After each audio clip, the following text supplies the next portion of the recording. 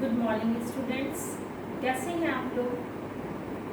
आप लोग लॉकडाउन का पालन कर रहे होंगे। इसी तरीके से लॉकडाउन का पालन करें, ऑनलाइन जुड़ें और घर बैठे ही शिक्षा प्राप्त करें। तो चलिए बच्चों, मैं 9th क्लास के गृह विज्ञान के 4th चैप्टर अर्थव्यवस्था एवं मानवीय आवश्यकताओं का पाठ जो है आपका, उसी को आगे बढ़ाने जा रही हूँ, क्योंकि इससे पहले के वीडियो में मैंने इसी पाठ के अंतर्गत आप लोगों को अर्थव्यवस्था के बारे में, अर्थव्यवस्था को प्रभावित करने वाले तत्वों को और गृह अर्थव्यवस्था में परिवार के सदस्यों की भूमिका के बारे में बताया। आज मैं आप लोगों को आवश्यकता के बारे में बताऊंगी। तो सबसे पहले तो बात करते हैं बच्चों कि आवश्यकता किसे कहते हैं। अगर हम आपसे पूछें कि आवश्यकता किसे कहते हैं या आवश्यकता क्या कहलाती है, तो आप कहेंगे ज़रूरत। कुछ लोग इसका उत्तर देंगे इच्छा। तो बच्चों, मैं आप लोगों को बताऊंगी कि जो ज़रूरत है वो हमारी आवश्यकता है, लेकिन प्रत्येक इच्छा हमारी आवश्यकता नहीं। जो इच्छा ज़्यादा प्रबल होती है और जिसके लिए हमारे पास साधन होते हैं, वही इच्छा आवश्यकता कहलाती है। इच्छा तो हमारी ये होती है कि हम आसमान में उड़ जाएं, तो क्या हम आसमान में उड़ने लगेंगे?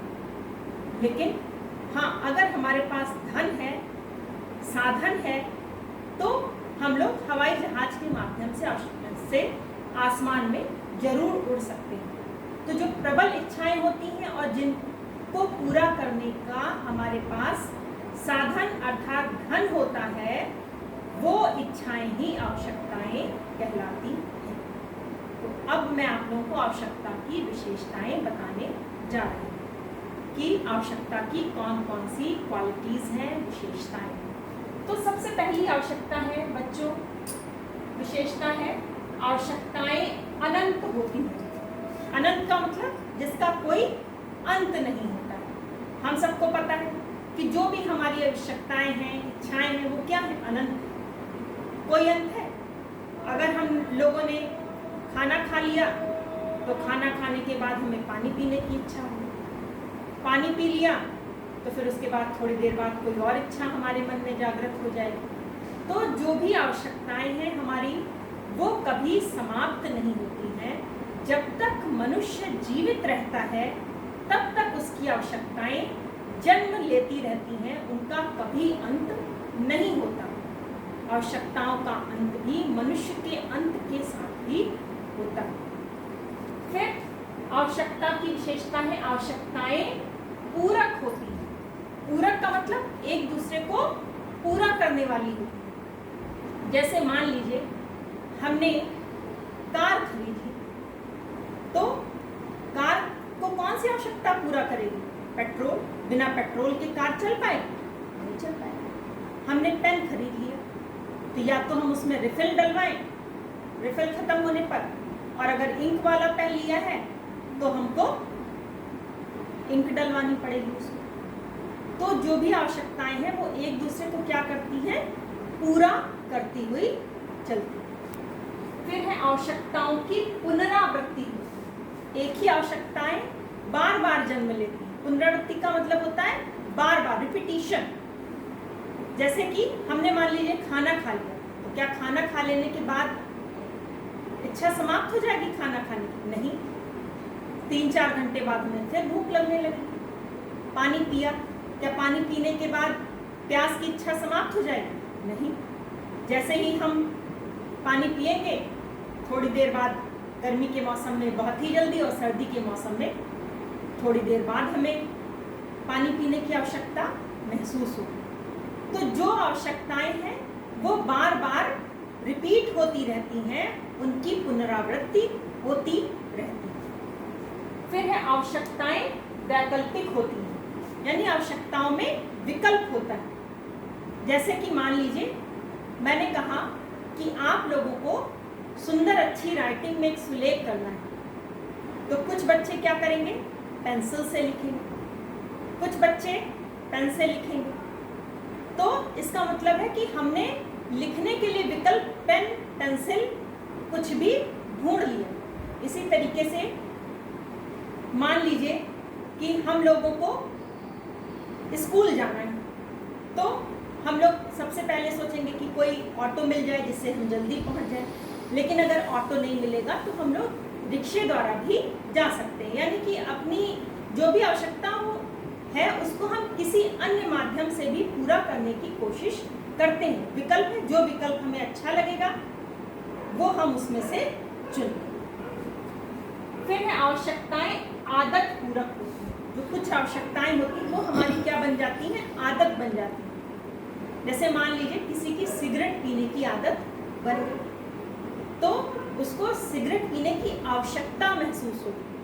चाय पीना, जो कि आजकल सभी लोग चाय पीने के बहुत शौकीन होते हैं और धीरे धीरे क्या होती है वो उनकी आदत बन जाती है कि सुबह चाय नहीं मिली तो आँख नहीं खुल पा रही है, सुस्ती पूरे दिन महसूस हो रही है, शाम की चाय नहीं मिली तो सर दर्द होने लगा। तो ये हमने चाय को क्या बना रखा है, अपनी आदत। तो आवश्यकताएं आदत पूरक। फिर है आवश्यकताओं में प्रतिस्पर्धा होती है। प्रतिस्पर्धा का मतलब होता है कंपटीशन, एक दूसरे से आगे निकलने की भावना। तो जो इच्छा हमारी ज़्यादा तीव्र होगी वो हमारी आगे निकल जाएगी। मान लीजिए हमने स्कूल में एडमिशन ले लिया, ठीक है, अब आवश्यकता किस चीज़ की पड़ेगी, फीस भी जमा करनी है, कॉपी किताब भी खरीदनी है, यूनिफॉर्म भी बनवानी। तो सबसे पहले हम क्या करेंगे, फीस जमा करेंगे, क्योंकि फीस जमा करने की जो आवश्यकता है वो सबसे ज़्यादा तीव्र है, क्योंकि अगर हम फीस नहीं जमा करेंगे तो नाम नहीं।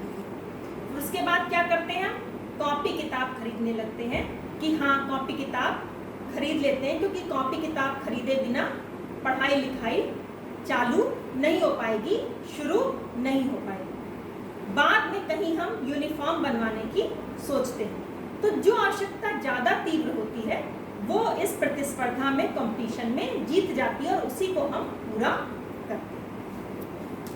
फिर आवश्यकताएं सामाजिक प्रथाओं में फैशन से प्रभावित होती हैं। जो आवश्यकताएं हैं वो जो होती है फैशन से भी प्रभावित होती हैं। अगर मान लीजिए फैशन चलने लगे कि जो है ऊंचे कुर्ते का फैशन जब चलने लगा तो सब लोग ऊंचा कुर्ता बनवाने लगे, लंबे कुर्ते पैंट तो पैंट बनवाने लगे, चूड़ीदार का फैशन चला तो लोग चूड़ीदार बनवाने लगे। लेकिन जब इस टाइम सामाजिक आवश्यकता कहें या फैशन कहें, इस टाइम बिना मास्क लगाए हम लोग नहीं निकल सकते कहीं।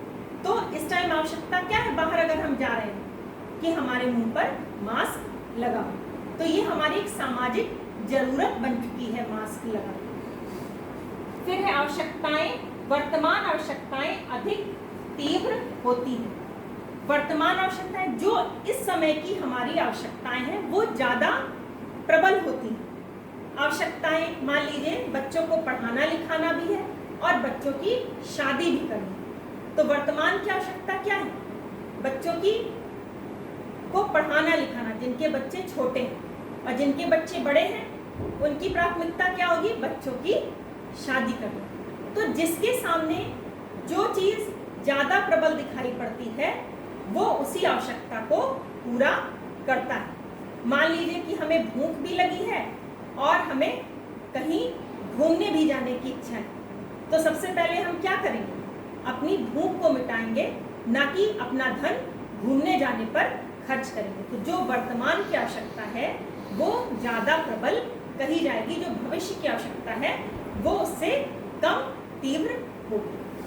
फिर ज्ञान वृद्धि के साथ साथ आवश्यकताओं में वृद्धि होती जाती है। जैसे जैसे हमारा ज्ञान बढ़ता जाता है, जैसे जैसे हमें समझ आती जाती है, वैसे वैसे हमारी आवश्यकताएं भी बढ़ती जाती हैं। जब तक गैस चूल्हे का आविष्कार नहीं हुआ था, लोग चूल्हे पर खाना बनाते थे, लेकिन अब चूल्हे पे खाना बनाना सबको कठिन लगने लगा। इसी तरीके से जब तक प्रेशर कुकर का आविष्कार नहीं हुआ था, लोग पतीलों में, भगोनों में खाना आसानी से बना लेते। लेकिन आज प्रेशर कुकर हमारी समझ बढ़ जाने के कारण, आविष्कार हो जाने के कारण प्रेशर कुकर हमारी अनिवार्य आवश्यकता बन गया। तो बच्चों, ये तो मैंने आप लोगों को इस पाठ के अंतर्गत आवश्यकता की विशेषताएं बताई। आशा करती हूँ कि आप लोगों को ये समझ में